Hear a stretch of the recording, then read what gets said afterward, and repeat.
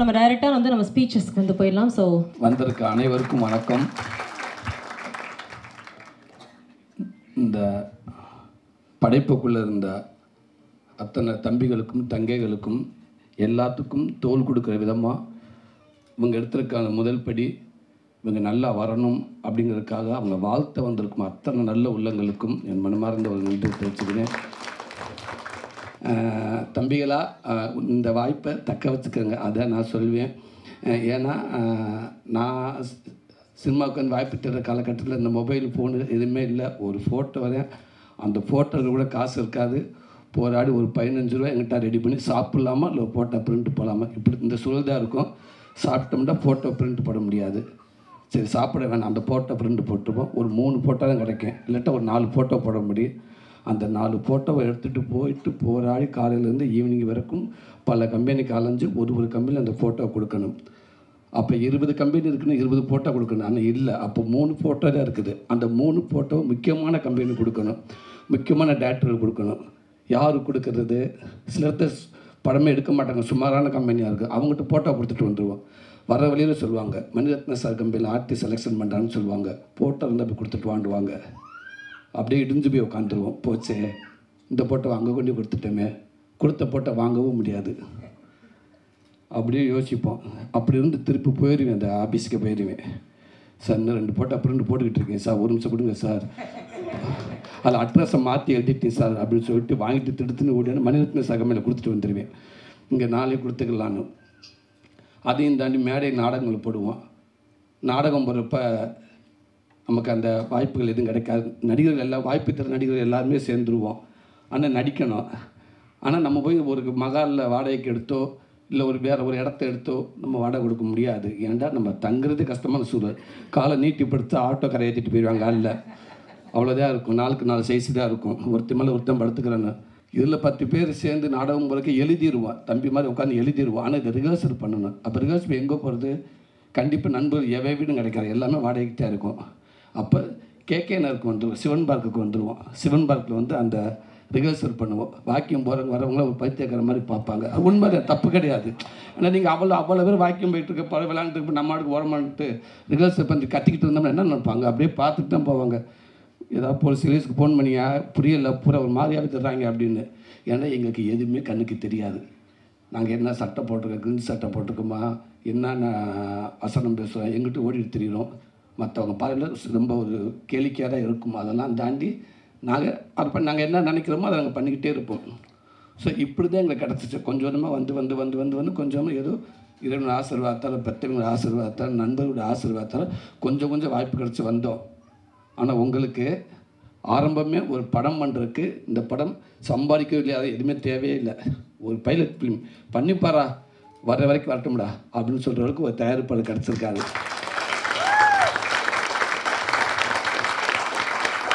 இது எவ்வளோ பெரிய விஷயம். நம்ம மாமா தானே, நம்ம சொந்தக்காரங்க தானே, நம்ம அண்ணன் தானே, நம்ம சித்தப்பா தானே அப்படின்னு மட்டும் தயவு செய்து ஒரு நொடி கூட ஒரு செகண்ட் அப்படி நினச்சிடாங்க தம்பிகளா. இது ரொம்ப பொக்கிஷமையா. இந்த வாய்ப்பு எல்லாத்துக்கும் கிடைக்காதையா, உங்களுக்கு கிடச்சிருக்கு. இந்த படத்தில் ஒர்க் பண்ண அத்தனை தம்பிகளும் நல்லா நடிச்சிருக்கீங்க. உங்களுடைய வேலையை நல்லா செஞ்சுருக்கீங்க. கிரிக்கெட்டராக இருந்திருக்கீங்க, அப்புறம் டாக்டரு, இப்போ டைரக்டரு. பரவாயில்ல. முன்னாடியில் சினிமாவில் வேறு துறையிலேருந்து வருவாங்க. இப்போ பாருங்க, புள்ள சொல்கிறாங்க பாருங்க, இப்போ டாக்டர்களாக உள்ளே நடிச்சிருக்காங்க அப்படின்றாங்க. சந்தோஷமாக இப்படி சினிமாவுக்குள்ளே வந்துடுறாங்கப்பா. இன்றைக்கி வெளியிலையும் இருக்கணும், டாக்டராகவும் இருக்கணும். அது ரொம்ப தேவை எங்களுக்கு, சொசைட்டிக்கு தேவை. நல்ல இயக்குனர் சினிமாவுக்கு எப்படி தேவை, நல்ல டாக்டர்கள் இந்த சொசைட்டிக்கு தேவை. ஸோ அந்த பணிகளும் நீங்கள் அப்பப்போ மறக்காமல் இருக்குன்னு நினைக்கிறேன். அத்தனை அன்பு தம்பிகள் எல்லாருக்கும் என் மனமார்ந்த வாழ்த்துக்கள். மெயினாக அந்த லிரிக்ஸ் ரைட்டர் விக்னேஷ் சூப்பராக இருந்துச்சு. எப்படி ஒரு சாமி பாட்டு போடுறப்ப ஆடுற மாதிரி இருக்குமோ அப்படி இருந்துச்சு. அந்த பாடுன சிங்கர் அவர் தான் அவ்வளோ பொட்டைப்பாக இருந்துச்சு. பார்க்குறப்ப நமக்கு இப்படி எந்திரிச்சு நிற்கணும் போல் இருந்துச்சு. எல்லாமே ரொம்ப சிறப்பாக பண்ணியிருந்தீங்க. மேலும் இன்னும் நல்லா பண்ணணும். எவ்வளோ கற்றுக்கிறதுக்கு நிறையா இருக்குது உங்களுக்கு. கண்டிப்பாக வைலன்ஸ் மூலமாகவே ஒரு படம் அவசியமே கிடையாது. இப்படி படங்கள் பண்ணுங்கள், சொசைட்டிக்கு தேவையான படம் பண்ணுங்கள், அது ரொம்ப முக்கியம். சின்ன பசங்க நீங்கள் தான் அடுத்தடுத்து வரப்போ இந்த சமூகத்துக்கு தேவையான நல்ல படங்களும் கொடுக்கணும். அந்த சிந்தனையும் நீங்கள் நிறையா எழுதணும்னு ஆசைப்படுறேன். அண்ணனாக கேட்டுக்கிறேன். வாழ்த்துக்கள். நன்றி.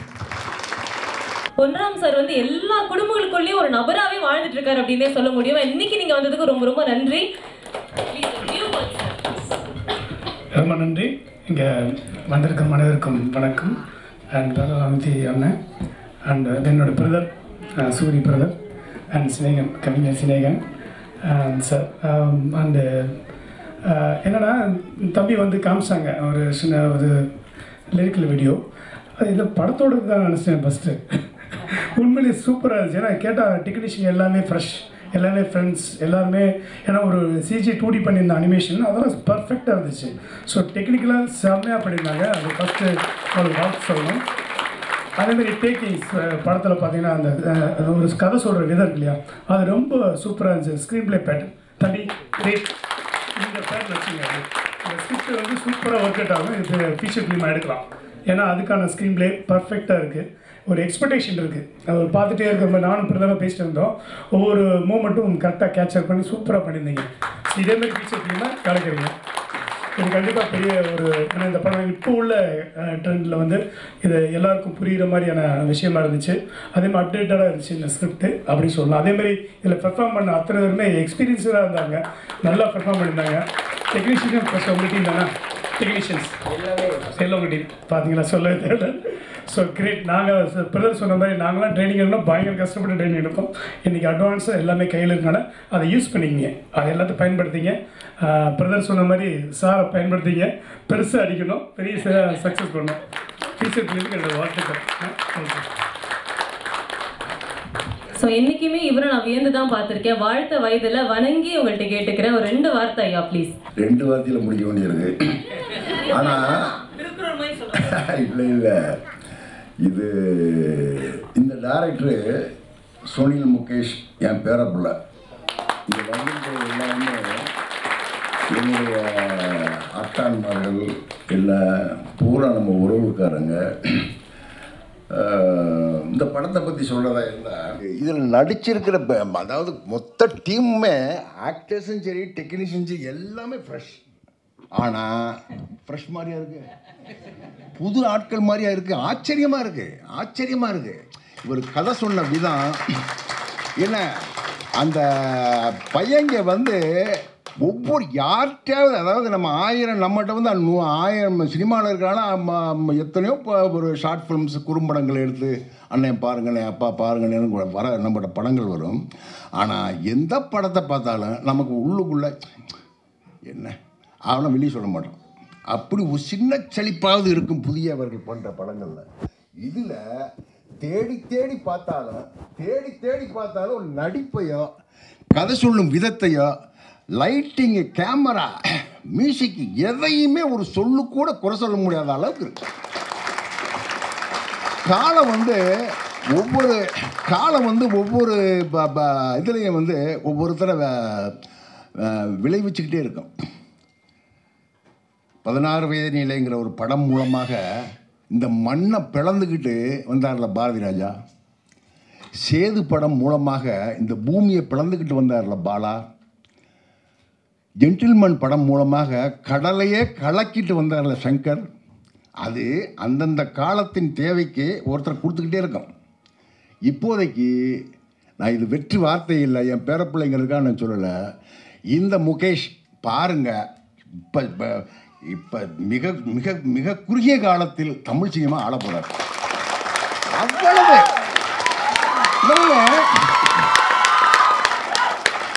சினிமாவை வந்து இனி கற்றுக்கல. அவர் எங்கேயும் போய் படிக்கலை, யார்கிட்ட அசிஸ்டண்டாக இல்லை, எதுவுமே இல்லை. பாருங்க அவர் நிற்கிற தோரணியை பாருங்களேன், அந்த கண்ணு பாருங்க தேடிக்கிட்டே இருக்கு. ஏன்னா ஒரு புது படத்தை எடுத்துக்கூடாது போட்டு பார்த்தா மிரட்டிருக்கார். நான் இந்த போன மாதம் தான் போயிருந்தேன். போன 28ஆம் தேதி, போன மாதம் முந்தின மாதம் 28ஆம் தேதி விஜயநாராயணத்துக்கு அவர் ஊர் கிராமத்துக்கு போயிருக்கேன், கொடைக்கு போயிருக்கேன். அப்போ மருமை சண்முகம் வந்து மாமா அக்கா பையன் ஒரு படம் எடுத்தார். அவர் இந்த பாட்டை தான் போட்டு காட்டினாங்க. பாட்டை பார்த்தீங்கன்னா இந்த மேடையில் இந்த அரங்கத்தில் தமிழை ஆளக்கூடிய அண்ணன் சினேகன் இருக்கார், கவிஞர் இருக்கார். அவர் மாதிரி ஆட்கள் கூட நம்மளாம் கதை எழுதியிருக்கோம், அண்ணன் இருக்கார், எல்லோரும் இருக்கான். நம்மெல்லாம் மிரட்டுற மாதிரி அந்த லிரிக்ஸ் வரிகள் அது அவர் தான் அந்த பாடலுடைய வரிகளை அண்ணன் சினையன் தான் தெளிவாக சொல்ல முடியும். இப்படிப்பட்ட வரிகள் வராது, சாமானியமாக வராது. சொல்ல தமிழை ஆடுற தன்மை இருக்க பார்த்தீங்களா, அது மறந்து போச்சு. அந்த அது சில வரிகள் அப்படி உள்ளேருந்து வருது. என்னது, அதாவது வாழை சிநேகிச்சு வந்து சிக்கிருச்சான் கழுகு. கழுகு வந்து வாழை சிநேகிச்சு வந்து சிக்குதான். யாருக்கு வரும் இந்த வரியெல்லாம்? வராது. எனக்கு தெரியும், அண்ணனுக்கு தெரியும், எல்லாரும் தெரியும். அப்படிப்பட்ட ஒரு உள்ளுக்குள்ள அப்படிப்பட்ட ஒரு மாபெரும் கலைஞன் என் பேரப்புள்ள முகேஷ். என்ன அவர் இந்த படத்தின் மூலமாக இது எல்லா மக்களுடைய எல்லாருடைய பார்த்தீங்கன்னா இப்போ அத்தா மாதிரிலாம் இருக்காங்க திருநெல்வேலியிலேருந்து வந்து கதை புரிஞ்சா புரியலன்னு நினச்சின்னு சொல்லுவாங்க. புரியலன்னு சொல்லுவாங்க. யாருக்கா புரிஞ்சா புரியலதான் சொல்லுவாங்க. ஆனால் எங்களுக்கு தெரியும் இவர் எங்கே வெடிக்க போகிறாரு. அப்படிப்பட்ட ஒரு பெரிய டெக்னீஷியன், பெரிய திரைக்கலைஞன், பெரிய படைப்பாளி. என் பேரப்பிள்ளைக்கு மனப்பூர்வமான வாழ்த்துக்களை தெரிவிச்சுக்கிறேன். நன்றி, வணக்கம். சினிமானாலும் பாலிடிக்ஸ்னாலும் சரி, ஸ்னேகா அண்ணாயோட தமிழை வந்து அடிச்சுக்கவே முடியாது யாருனாலையும். நான் எப்போவுமே அவரை ரசிச்சுக்கிட்டே இருப்பேன், எதுவாக இருந்தாலும், எந்த துறையாக இருந்தாலும். தேங்க்யூ ஸோ மச் இன்னைக்கு வந்ததுக்காக. ஒரு வார்த்தை பேசுமாறு அழி. அனைவருக்கும் வணக்கம். அந்த மேடை ஒரு ஒப்பனை இல்லாத மேடையாக இருக்குது. முதல்ல அதுக்கு வந்து பாராட்டணும். சினிமானாவே ஒப்பனை கலந்த ஒரு மேடை இருக்கும். ஆனால் யாரும் ஒப்பனைக்காகவோ கற்பனைக்காகவோ பேசாத மனிதர்கள் ஒருங்கிணைத்து இருக்கிற ஒரு அற்புதமான மேடையாக பார்க்குறேன். பட்டுக்கோட்டையின் மீது மட்டும் எனக்கு ஒரு மிகப்பெரிய பொறாமை இருந்து கொண்டே இருக்கும் நண்பர்களே. காரணம் என்ன தெரியுமா? எல்லா எழுத்தாளனுக்கும் படைப்பு வேறு, படைப்பாளன் வேறாக இருப்பான். படைப்பாளனின் முகம் வேறாக இருக்கும், படைப்பின் முகம் வேறாக இருக்கும். ஆனால் எனக்கு தெரிஞ்சு ஓஷோவுக்கு பிறகு, லெனினுக்கு பிறகு, காரல் மார்க்ஸுக்கு பிறகு பட்டுக்கோட்டை கல்யாண சுந்தரத்துக்குத்தான் படைப்பும் படைப்பாளனும் ஒரே முகத்தில் இருந்தார்கள். அந்த ஆளுமை ஐயா வேளா ராமமூர்த்திக்கு இருக்கும். அந்த கம்பீரம், அந்த எழுத்து. அப்போ தான் நினச்சேன், இந்த நிலத்தில் விழுந்த விதை எப்படி முளைக்காமல் போகும்?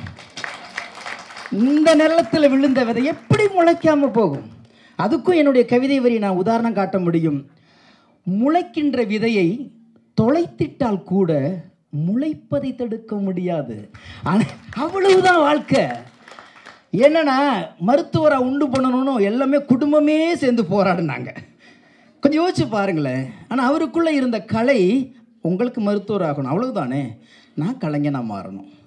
உங்களுக்கு வந்து நான் நீட்டு எழுதணும் அவ்வளவுதானே, நான் நீட்டாக ஒரு கலாச்சாரத்தை நான் வந்து வெளியில் கொண்டு வரணும்.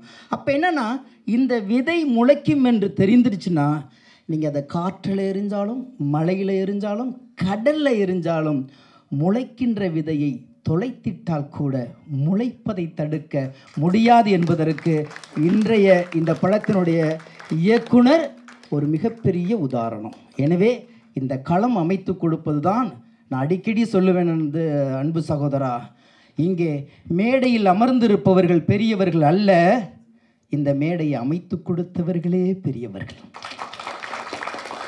நிறைய கலைஞர்கள் இதுக்குள்ளே இருக்கும், அவங்களுக்கான மேடை கிடைக்கல. எத்தனை மிகப்பெரிய ஆளுமைகள் இந்த அரங்கத்துக்கு வெளியில் தவிக்கிறான் தெரியுமா? ஒரு ஃபோட்டோக்குள்ளே நம்ம சிக்க மாட்டோமா? ஒரு வார்த்தைக்குள்ளே சிக்க மாட்டோமா? ஒரு கைத்தட்டு எனக்காக தனியாக கிடைச்சிராதா? என்னை பார்த்து முகம் தெரியாதவன் எவனாவது ஒருத்தன் புன்னகை சிந்தி என்னை பாராட்டி விட்டு போக மாட்டானா என்று பூமி முழுக்க நிறைந்து கிடக்கிறது திறமைகள். ஆனால் களம் போட்டு கொடுக்க ஆளே இல்லை. அதனால தான் நான் சொல்லுவேன் நண்பர்களே, மேடையில் அமர்ந்திருப்பவர்கள் பெரியவர்கள் அல்ல, இந்த மேடையை அமைத்து கொடுத்தவர்களே பெரியவர்கள். காரணம், இது உறவுக்கான மேடை அல்ல. ஒன்றுமே தெரியாதுன்னா அண்ணன் சண்முகம் செலவு பண்ணி படம் எடுக்க வைப்பாரா? நான் ஓப்பனாக கேட்குறேன். தத்தியாக இருந்தார்னு வச்சுங்களேன், இவரை நம்பி ஒரு 10,000 ரூபா தருவாரா? இது உறவுக்காக மச்சாங்கிறதுனாலேயோ அக்கா பிள்ளைங்கிறதுனாலேயோ தரல. இவனுக்குள்ள ஒரு இயக்குனர் இருக்கான் என்ற நம்பிக்கை வரும் பொழுது பாக்கெட்ல இருந்து பணத்தை பயம் இல்லாமல் எடுத்திருக்கிறார். அவர் சொன்னார், விளையாட்டு போல இருப்பானுங்க, பிடிவாதமாக இருந்தான் பிரதர், ஆனால் எடுத்ததுக்கு பிறகு எங்களுக்கே நம்பிக்கை வந்திருக்கு அப்படின்னார். அதுதாங்க வெற்றி. உறவுக்காக கொடுக்கல. எனவே இந்த களம் வந்து அண்ணன் சூரி சொன்னது போல், இது பண்றாமண்ணன் சொன்னது போல், உங்களுக்கு அற்புதமான ஒரு களம் கிடச்சிருக்கிறது. சரிங்களா? அதை எக்காரணத்தை கொண்டு மிஸ் பண்ணாதீங்க. நான் அடிக்கடி எல்லா மேடைகளையும் பதிவு செய்வேன். அரசியலாக இருக்கட்டும், ஆன்மீகமாக இருக்கட்டும், கலாச்சாரமாக இருக்கட்டும், சினிமாவாக இருக்கட்டும், முதலில் மதுரை தான் அதை தீர்மானிக்கும். அந்த தெற்குத்தி மண்ணுக்கு தான் தெரியும். ஏன்னா அங்கே தான் இரத்தமும் வேர்வையும் கலந்த கலவைகளான அந்த கதைகள் இன்னும் சொல்லப்படாமல் மீதம் கிடக்கிறது. எனவே தான் ஒரு அற்புதமான ஒரு எனக்கு ரொம்ப மிரண்டு போனது, அந்த பாடல்கள் 3 பேர் சேர்ந்து எழுந்தாலும் அதுக்கு மியூசிக் பண்ணியிருந்தீங்க இசையமைப்பாளர், பெரிய பாராட்டு கொடுங்க. ஏன்னா எழுத்து எழுதிடலாங்க, என்ன வேணாலும் எழுதிடலாம், அதை தூக்கி பிடிக்கிறதுக்கான பின்னணி இசை இருக்கிறியா பிரமாதமாக பண்ணியிருந்தார், பிரமாதமாக பண்ணியிருந்தார். ஒரு காட்சியை நிமிர்ந்து உட்கார வைக்கிறது பின்னணி இசை, அது துல்லியமாக கவனிக்கணும். ஒரு இசை வந்து ஒரு அந்த அந்த அந்த கதாபாத்திரத்தை சேதப்படுத்தக்கூடாது, அந்த டயலாக்கை சேதப்படுத்தக்கூடாது, இந்த முகப்பாவனைக்கு எதிராக மாறிடக்கூடாது. ஆனாலும் அங்கே உள்ள சூழல், என்ன செடி ஆடுது, என்ன கொடி ஆடுது, எந்த வெளிச்சம் வருது, எந்த முடி வேர்வை கொட்டுது, எங்கே முகரைக்கிறான், எங்கே சிரிக்கிறான், எவன் யோசிக்கிறான், எல்லாத்தையும் யோசித்து அந்த சப்தம் இருக்கு இல்லையா, அந்த சப்தம் தூக்கி கொடுக்கணும்ல. அந்த அளவுக்கு பாடலையும் சரி இந்த பைலட் ஃபிலிம்லையும் சரி உங்களுடைய இசை அற்புதமாக இருக்கும், அற்புதமாக இருக்கும். ரெண்டாவது, ஒட்டுமொத்த படம் பார்த்தோம், ஒட்டுமொத்த பாட்டு கேட்டோம், அதெல்லாம் வைக்க ஒத்த வரியில் மொத்த கதையும் சொல்லி முடிச்சிட்டாங்க. நிறைய பேர்த்து புரியலைன்னா ரொம்ப சிம்பிள், அவங்க பாட்டோட வரியிலே கதை சொல்லியிருக்காங்க, பகை முன்னே போராடு, நிச்சயமாக வெற்றி கிடைக்கும். அனைவருக்கும் வணக்கம். இந்த தண்ணி கேனு போட வந்தவங்கன்னு ஒன்று இருக்குது தெரியுமா? ஸோ அது மாதிரி நான் ரயானோட சும்மா கூட தான் வந்தேன். ஸோ ஸ்டேஜ்லலாம் ஏற்றுவாங்கன்னு தெரிஞ்சிருந்தா ஒரு நல்ல சட்டையாக போட்டு வந்திருப்பேன். வரும்போது மழை பெஞ்சதுனால அப்படியே போட்டு இருந்த ட்ரெஸ்ஸோடு அப்படியே வந்துட்டேன். இதில் சூரியன் எல்லாம் வர்றாரு அப்படின்னு நினைக்கும் போது இது இவ்வளோ பிரம்மாண்டமாக ஒன்று பண்ணுவாங்கன்னு நான் எதிர்பார்க்கல. ஒரு ஷார்ட் ஃபிலிம் பண்ணியிருக்கிறாங்க. நான் என்ன நினச்சேன், மாமா ப்ரொடியூசரு, மருமகன் ஹீரோ, மருமகன் டைரக்டர்னா ஏதோ ஒரு ஆர்வக்கோளாராக ஒரு படம் எடுத்து வச்சுருக்க போகிறான், அதுக்கு ரயான் வந்து ஏதோ ஒரு ஆர்வக்கோளாரில் ஒரு மியூசிக் போட்டு வச்சுருக்க போகிறான் அப்படின்னு சொல்லிட்டு தான் நினச்சி வந்தேன். ப்ராமிஸாக வந்தது அதுதான். காஃபி நல்லா இருந்தது, சம்சா நல்லா இருந்தது, சரி ஓகே வந்ததுக்கு ஏதோ ஒன்று அப்படின்னு நினச்சி தான் இருந்தேன். ஏன்னா இந்தியா ஸ்ரீலங்கா மேட்ச் போயிட்டுருக்கு, அதை விட்டுட்டு இங்கே வந்திருக்கோமே அப்படின்னு சொல்லிட்டு யோசிச்சுட்டு இருக்கும்போது ரொம்ப ஒரு நேர்த்தியான ஒரு படத்தை வந்து பண்ணியிருந்தார். அதுவே எனக்கு ஷாக் தான். ஜென்ரலாக வந்து இந்த ஷார்ட் ஃபிலிம் அப்படின்னு சொல்லுவாங்க, ஒரு சில நேரம் வந்து 2.5 மணி நேரம் படத்துக்கு கூட்டிகிட்டு போவாங்க. எப்போ நான் படம் எடுத்திருக்கேன் வாங்க அப்படின்னு சொல்லுவாங்க. அந்த இடத்துக்கு போனால் அந்த 2.5 மணி நேரம் படமே ஷார்ட் ஃபிலிமோட மோசமாக இருக்கும். ஆனால் வேறு வழி இல்லை, அங்கே போயிட்டு கேமரா முன்னாடி நிறுத்தி வச்சு பேச சொல்லுவாங்க. எனக்கெல்லாம் பேசவே வராது, என்ன பேசுகிறது, படம் சூப்பராக இருக்குது அப்படின்னா யூடியூப்பில் போட்டோன்னே கீழே கழுவி ஊற்றுவாங்க. இப்போல்லாம் யூடியூப்பில் ஒரு சில நேரம் என்னென்னா, என்ன யாரையாவது பாசிட்டிவாக பேசணும்னு வச்சுக்கோங்களேன், நல்லா இருக்காங்க நல்லா பண்ணுறாங்க அப்படின்னு சொன்னால் எவ்வளோ பொட்டி வாங்கினேன், யாரை பற்றி பேசினாலும். இப்போ சூரியனை பற்றி பாசிட்டிவாக பேசினா அவரோட ஃபோன் நம்பருக்கு நான் மெசேஜ் அனுப்பினா மெசேஜ் கூட ரிப்ளை பண்ண மாட்டார் சம்டைம்ஸ். அண்ணன் அவ்வளோ பிஸியாக இருப்பார், சொல்கிறேன் பார்த்துருக்க மாட்டீங்க. ஸோ ஆனால் அண்ணன்கிட்ட நான் ஏதோ 450 இந்த இதில் சொல்லுவாங்களே வருத்தப்படாத வாலிபர் சங்கமாய் தான் 1 கோடிப்பு. ஆமாம் நீ பார்த்த அது மாதிரி யாரையாவது பற்றி ஒரு பாசிட்டிவாக பேச டிஸ்டர்ப் பண்ணி மணிக்கு இதை மறக்க வேண்டாம், அப்படியே கண்டினியூ பண்ணிடுங்க. அது ஒன்றும் இல்லை தம்பி, நான் அந்த மெசேஜை படிக்கிறதுக்குள்ளே நான் அடுத்த மெசேஜ் அனுப்பிடுறேன், அதுதான் பிரச்சனை. ஸோ அப்படி இருக்கும்போது நம்ம அந்த இடத்துல போய் பேசுகிறதுக்கே பயமாக இருக்கும். ஏன்னா ஒரு படம் எடுத்து வச்சுருப்பாங்க, அது நம்மளாலே 2.5 மணி நேரம் பார்த்துருக்க முடியாது, அந்த படத்துக்கு நம்ம கருத்து சொல்லணுங்கும் போது ஒரு பயம் இருக்கும். ஆனால் இந்த படம் நான் எதிர்பார்த்து வந்து ஏதோ ஒரு சுமார் மூஞ்சி குமாராக வந்து படம் எடுத்து வச்சுருப்பாரு அப்படின்னு சொல்லிட்டு தான் நான் நினச்சி வந்தேன். ஆனால் தம்பி சுனில் அவர்கள் வந்து பார்த்திங்கன்னா லோகேஷ் கனகராஜ் சாரோடைய டச் பயங்கரமாக ஃபீல் பண்ணியிருக்கிறாருன்னு நினைக்கிறேன். அவர் டாக்டர்னு நான் கண்டுபிடிச்சிட்டேன். அவ்வளோ கத்தி, அவ்வளோ ரத்தம், பயமே இல்லாமல் ஃப்ரேமில் வச்சுருக்கிறாப்புல. ஏன்னா அவங்களுக்குலாம் கத்தி கிடைக்கிறது, ரத்தம் கிடைக்கிறது ரொம்ப ஈஸின்னு நினைக்கிறேன். ஏம்மா நீலாம் டாக்டராம்மா, நல்லா நடிச்சிருந்தேம்மா, சூப்பர்மா. ஸோ டாக்டர்ஸ் நார்மலாக இங்கே சினிமா துறைக்கு வர்றதெல்லாம் பார்த்தீங்கன்னா இன்ஜினியர்ஸ் தான் வந்துட்டு இருக்காங்க. சொல்லுவாங்க பிஇ படித்தா என்ன பண்ணுறது, மீடியாவுக்கு வந்துட்டோம் அப்படின்னு சொல்லுவாங்க. ஒரு எம்பிபிஎஸ் படிச்சுட்டு மீடியாவுக்கு வந்திருக்கிறார், இந்த ஃபஸ்ட் டைம் இந்த வேர்ல்டுன்னு நினைக்கிறேன். அதுக்கே பெரிய கரகோஷம் வந்து கொடுக்கலாம். ஸோ இதில் முக்கியமாக வந்து சுனில் ரொம்ப நல்லா பண்ணியிருந்தீங்க. நிறைய விஷயங்கள் ரொம்ப நல்லா இருந்தது, ரொம்ப நேர்த்தியாக இருந்தது. அந்த கிராஃபிக்ஸ்லேருந்து ஆரம்பித்து ஆசை அதிகம் வச்சிலேருந்து உங்களுடைய ஆசை இன்னும் நிறையா இருக்குது, இன்னும் நிறைய உயரங்கள் அடையணும். உங்களுக்கே தெரியும், நீங்கள் பார்க்கும்போது, ஏன்னா நீங்கள் பார்க்கும்போதே உங்களுக்கு ஒரு சில குறைகளும் தெரியும், நிறைய நிறைகளையும் தெரியும். அந்த நிறைகளை இன்னும் நிறையாக்கிட்டு குறைகளை கம்மி பண்ணிவிட்டு இன்னும் பிரம்மாண்டமாக பண்ணுங்கள். ரயான் எக்ஸ்ட்ரானரியாக பண்ணியிருக்காரு. இந்த படம் கண்டிப்பாக ஃபீச்சர் ஃபிலிமாக வரும். அதில் ரயான் மியூசிக் டைரக்டராக இப்போயே சொல்லிட்டேன், ரயான் மியூசிக் டைரக்டராக நீங்கள் வந்து டைரக்டராக வரணும் அப்படின்னு சொல்லிட்டு வாழ்த்து கூறி விடைபெறுகிறேன். நன்றி, வணக்கம். Thank you so much. சுனில், ஓரிரு வார்த்தை பேசுமாறு அன்புடன் அழைக்கிறேன், வாங்க. இறைவனுக்கு நன்றி. எல்லாரும் வந்ததுக்கு ரொம்ப தேங்க்ஸ். நிறைய பேசுனாங்க. எனக்கு வந்து என்ன பேசுனே தெரியல. ஒன்றே ஒன்று நான் நல்லா தெரிஞ்சுக்கிட்டேன். கற்றுக்கணுங்கிறது எவ்வளோ கடல் அளவுங்கிறது வந்து நான் வந்து இன்ஸ்பிரேஷனாக எடுத்துகிட்டு வந்து சூரியன் தான். ஏன்னா எல்லாருமே பரோட்டா சாப்பிட்றதுலேருந்து சொன்னாங்க. ஆனால் அண்ணன் காதல் படத்தில் வந்து டேய் பொண்ணை ஏற்றிருக்காங்கடா ரூமில், அதுலேருந்தே நான் உங்களை ஃபாலோ பண்ணிகிட்டு இருக்கேன்னு. அதனால் அப்புறம் தீபாவளி படத்தில் ஏகா அண்ணனை அடித்தவங்களுக்கு சட்டையே போட மாட்டேன் தெரியும்ல, அந்தலேருந்தே நீங்கள் வந்து காமிச்சிருக்கீங்க. அதாவது ஆக்டிங் நாங்கள் எப்படி க்ரோ பண்ணலாம், இந்த வளர்ந்து வர ஆக்டர்ஸ்ட்டை வந்து நீங்கள் எப்படி உங்களை க்ரோ பண்ணிக்கலாங்கிறத வந்து அந்த காதல் படத்துலேருந்து தீபாவளி படத்துலேருந்து இப்போ விடுதலை, கருடன், இப்படி பல வெற்றிகளை வந்து கொடுத்து நடிப்பு, அதாவது நடிப்போட அந்த க்ரோத்து இப்படி தான் போய்கிட்டு இருக்கு அண்ணனோட க்ரோத்து. ஸோ அந்த க்ரோத்தை வந்து எப்படி நீங்கள் கற்றுக்கலாம் அப்படிங்கிறத காமிச்ச அண்ணனுக்கு ரொம்ப நன்றிண்ணே, ரொம்ப ரொம்ப நன்றிண்ணே. அடுத்து நம்ம டைரக்டர் பொன்ராம் சார் பற்றி பேசி ஆகணும். ஏன்னா வருத்தப்படாத வாலிபர் சங்கம் பார்த்து அதை ரசிக்காதவங்க தமிழ்நாட்டில் எல்லாருமே ரசிச்சிருப்பாங்க. ஏன்னா வருத்தப்படாத வாலிபர் சங்கம் மாதிரி ஒரு படம் வந்து அவ்வளோ சிரிக்க வச்சாங்க. அந்த மாதிரிலாம் ஒரு படம் வந்து சார் உண்மையிலே பெரிய இது சார். நீங்களாம் வந்து எங்களுக்கு இந்த ஷோக்கு வந்தது எனக்கு வந்து அவ்வளோ பெரிய ஒரு கிரேஸாக இருக்குது, ஒரு என்கரேஜ்மெண்ட்டாக இருக்குது சார். ரொம்ப தேங்க்ஸ் சார். அடுத்து வேலராமூர்த்தி சார், தாத்தான்னு தான் நான் சொல்லணும். ஆனால் நான் வேலராமூர்த்தி தாத்தாக்கு நான் வந்து பெரிய நன்றி சொல்லணும். ஏன்னா நிறைய வந்து பாராட்டி பேசினாங்க. அந்த பாராட்டு வந்து நான் எப்படி எடுத்துக்கிறேன்னா, ஒரு அவ்வளோ பெரிய கலைஞன் வளர்ந்து வர ஒரு யங் ஜென்ரேஷனுக்கு சொல்கிற ஒரு பாராட்டாக நான் பார்க்குறேன். அது வந்து எங்களை மாதிரி வளர்ந்து வர பசங்களுக்கு எவ்வளோ பெரிய ஊக்கம் தரும் அப்படிங்கிறது அவங்களுக்கு நல்லா தெரியும். அந்த ஊக்கத்தை வாங்கிட்டு இனி நாங்கள் வளரணும், இன்னும் நாங்கள் நிறைய கற்றுக்கணும் அப்படிங்கிறத வந்து நான் தெரிஞ்சுக்கிட்டேன். ரொம்ப நன்றி தாத்தா. அடுத்து ஸ்நேகன் சார். சார் நிறைய பாடல் எழுதியிருக்கீங்க சார். அந்த மாதிரி இந்த பாடலை பற்றி நீங்கள் நிறைய பேசுனீங்க சார். அதுக்கு உண்மையிலே வந்து எங்கள் மியூசிக் டைரக்டருக்கு தான் சார் தேங்க்ஸ் சொல்லணும். அந்த பாடலுக்கு ரொம்ப நன்றிண்ணே. நீங்கள் உங்கள் லிரிக்ஸ் பார்த்து நாங்கள் வியந்திருக்கோம், நீங்கள் எங்கள் லிரிக்ஸ் பார்த்து வியந்தது எங்களுக்கு பெரிய பெருமை சார். அடுத்து ஐஆர்எஸ் ஆஃபீஸர் சமயமுரளி சார். சாரோட அந்த ஷார்ட் ஃபிலிம் பிஹைண்ட் வுட்ஸில் நான் பார்த்துருக்கேன். பார்த்துட்டு சார் ஒரு இவ்வளோ படித்த ஐஆர்எஸ் ஆஃபீஸருங்கிறது எவ்வளோ பெரிய படிப்புன்னு நம்ம எல்லாருக்கும் தெரியும். ஸோ அவங்க வந்து அந்த லைட்டிங்கு, அதுக்கப்புறம் வந்து அந்த கேமரா ஆங்கிள்லாம் எனக்கு ரொம்ப பிடிச்சிருந்துச்சி. இப்போ வந்து படிப்புங்கிறது வேறு, கலைங்கிறது வேறு. அதாவது கலையில் எவ்வளோ படிக்கணுங்கிறது வந்து முக்கியம் அப்படிங்கிறதெல்லாம் நான் உங்கள்கிட்ட தான் சார் பார்த்துக்கிட்டேன். ரொம்ப நன்றி சார் எங்களை இன்ஸ்பைர் பண்ணதுக்கு. அடுத்து நிக்கில் முருகன் சார். சார் லேட்டாக வந்தால் லேட்டஸ்ட்டாக வந்தீங்க சார். வந்து ரொம்ப ஸ்வீட்டாக எங்களுக்கு வந்து என்கரேஜ் பண்ணதுக்கு ரொம்ப தேங்க்ஸ் சார்.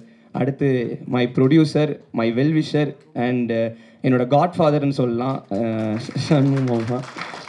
ஸோ அதாவது நான் வந்து படம் பண்ணணும் அப்படின்னு சொல்லும்போது முதல்ல எதிர்த்ததும் அவங்க தான், இப்போ சப்போர்ட் பண்ணுறதும் அவங்க தான். முதல்ல நான் சினிமாவுக்கு போகணுன்னு 12th முடித்தோடனே சொல்லும்போது எங்கள் வீட்டில் வந்து யாரும் ஒத்துக்கலை.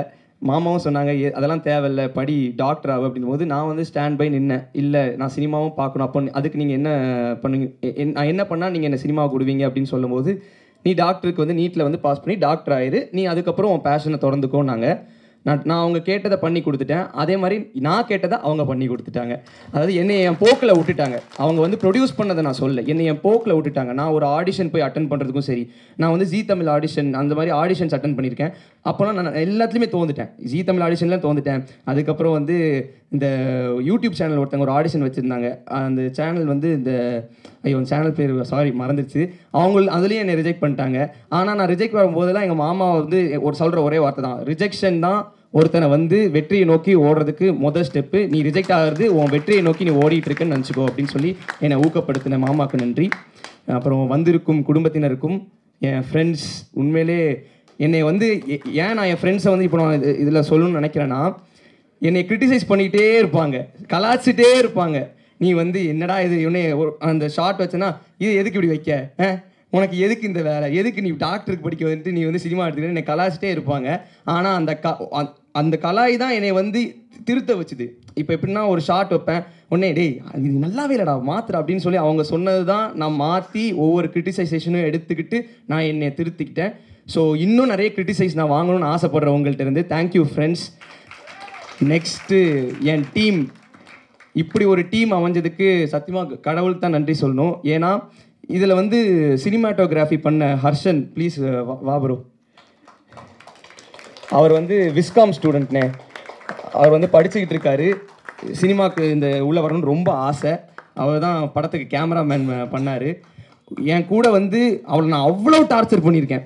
டார்ச்சர்னால் up to the core torture பண்ணியிருக்கேன். ஆனால் அந்த டார்ச்சர்லாம் வாங்கிட்டு எனக்கு தெரிஞ்சு 3 நாள் நாங்கள் தூங்கவே இல்லை. நைட்டு தூங்கவே நான் விடலை, தப்பாக எடுத்துக்காதீங்க. நைட்டு தூங்க விடலைன்னா நான் வந்து வேலை வாங்கினேன்னு சொல்கிறேன். நான் வந்து அவ்வளோ வேலை வாங்கியிருக்கேன். இந்த திருநெல்வேலி ஷூட் நீங்கள் பார்த்துப்பீங்க, அது திருநெல்வேலியில் எடுத்தது. 3 நாளாக அவ்வளோ வந்து ஹார்ட் ஒர்க் பண்ணியிருப்பாங்க. ஸோ அவ்வளோ வந்து என் கூட ஒர்க் பண்ணார். அதுக்கடுத்து ரயான் மாஸ்டர், ப்ளீஸ் மாஸ்டர், ஏன்னா அவருக்கு தேங்க்ஸ் சொல்லாமல் முடியவே முடியாது. ஏன்னா அவர் வந்து ஏற்கனவே 3 படம் பண்ணிட்டாரு. ஆனாலும் நான் போய் கேட்கும்போது என்கிட்ட சொன்ன ஒரே தான், தம்பி நீ வளர்ந்து வந்துக்கிட்டு இருக்க, எனக்கு இந்த கதை ரொம்ப பிடிச்சிருக்கு, உனக்காக நான் இதை பண்ணுறேன். ஸோ என் ஸ்கிரிப்ட் நம்பி அவர் வந்து பண்ணார். அது அவருக்கு அவ்வளோ பெரிய வரவேற்பு அவங்க கொடுக்கும்போது நான் தான் அதிகமாக சந்தோஷப்பட்டேன்.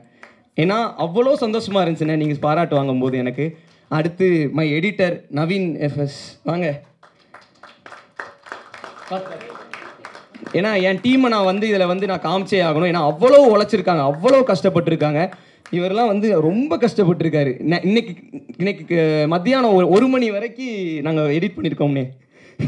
1 மணி வரைக்கும் வந்து டிசிபி பண்ணல, உட்காந்து வேலை பார்த்துட்டு இருக்கோம். ஒவ்வொரு விஷயமா பார்த்து என் கூட 2 நாளாக ஒரு தூங்கவே இல்லை. இன்னும் இப்போ தான் போய் நீ தான் போய் தூங்கணும்னு நினைக்கிறேன். அவர் போயிட்டு அவ்வளோ உழைச்சிருக்காரு. அவருக்கும் இதான் வந்து ஐ திங்க் 2வது பைலட் ஃபிலிம்னு நினைக்கிறேன். ஃப்ரெஷர் தான்.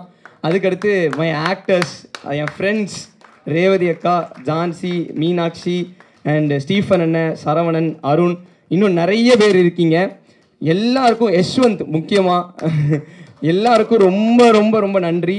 நீங்கள் வந்து இன்னொன்று சொல்ல மறந்துட்டேன், நான் நடித்தேன் நீங்கள் சொன்னீங்களே, நான் நடிக்க ஆசைப்படலை, ஆள் இல்லை எனக்கு. இதுதான் உண்மை. நான் டேரக்டர் ஆகணுன்னு தான் ஆசைப்பட்டேன்.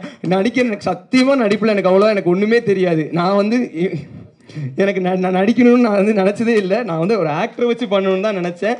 நான் வந்து அந்த எனக்கு ஆள் இல்லை, உண்மை, காசு கொடுக்க முடியல. ஆக்டர்ஸ் நார்மலாக ஹீரோ ஆகிற எல்லாரும் இப்படி தான் சொல்லுவாங்க. இல்லை இதான் உண்மை.